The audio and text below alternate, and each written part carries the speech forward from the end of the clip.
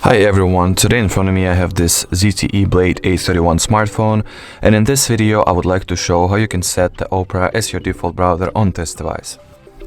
So first you gotta do is to open up the settings. Here at the settings, look for the apps and notifications category.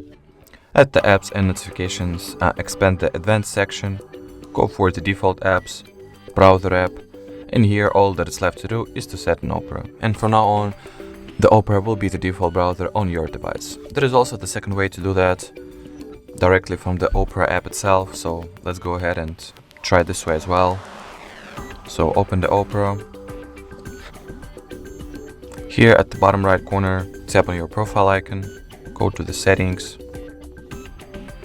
and here scroll down until you stumble upon the default browser section.